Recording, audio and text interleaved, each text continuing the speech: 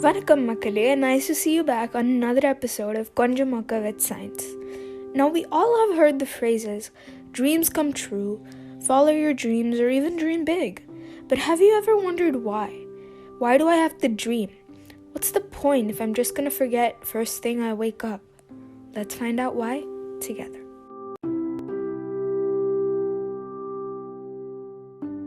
Mesopotamian kings recorded and interpreted their dreams on wax tablets.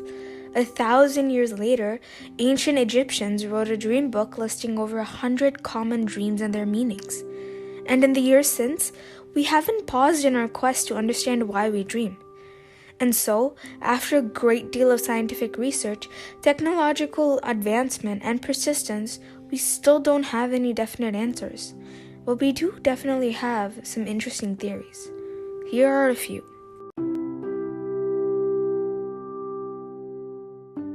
We dream to fulfill our wishes. That's where the saying dream big comes from, I guess. Our dreams are our wishes.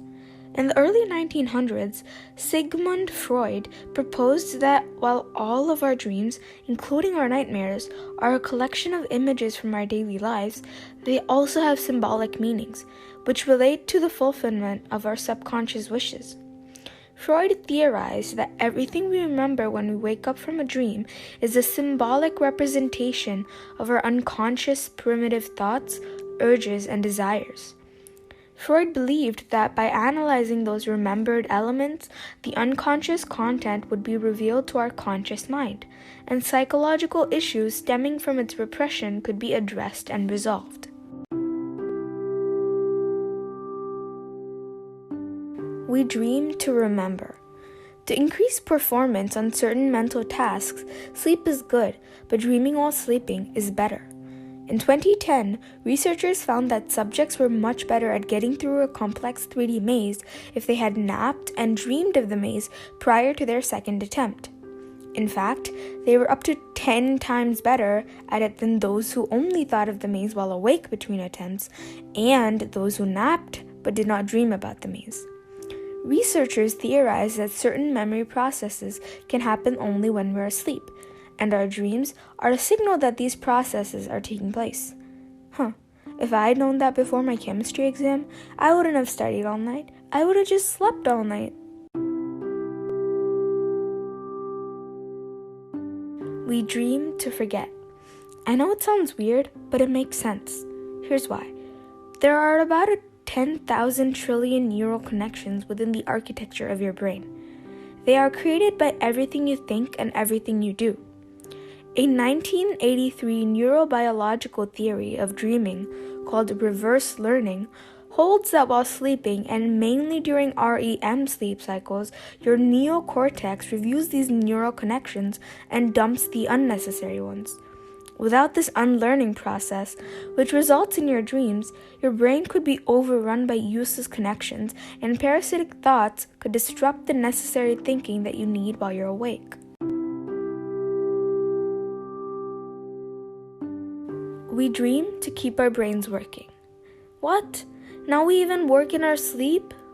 Well, the continual activation theory proposes that your dreams result from your brain's need to constantly consolidate and create long-term memories in order to function properly.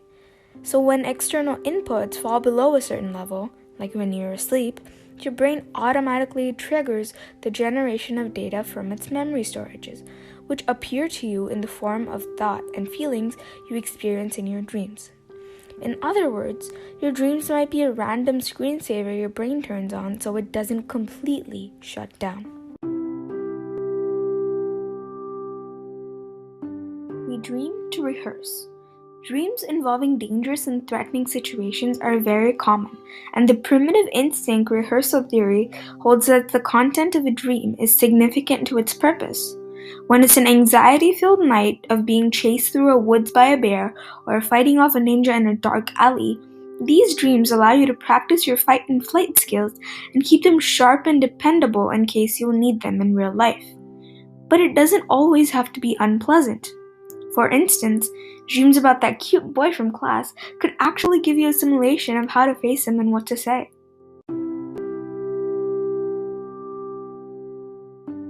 We dream to heal. Stress neurotransmitters in the brain are much less active during the REM stage of sleep, even during the dreams of traumatic experiences, leading some of the researchers to theorize that one purpose of dreaming is to take the edge off painful experiences to allow for psychological healing. Reviewing traumatic events in your dreams with less mental stress may grant you a clearer perspective and enhanced ability to process them in a psychologically healthy ways. People with certain mood disorders and PTSD often have difficult sleeping, leading some scientists to believe that lack of dreaming may be a contributing factor to their illness. We dream to solve problems. Unconstrained by reality and the rules of conventional logic, in your dreams, your mind can create limitless scenarios to help you grasp problems and formulate solutions that you may not consider while awake. John Steinbeck called it the committee of sleep, and research has demonstrated the effectiveness of dreaming on problem solving. It's also how renowned chemist Auguste Kekulé discovered the structure of the benzene molecule, and it's the reason that sometimes the best solution of a problem is to sleep on it. And those are just a few of the more prominent theories.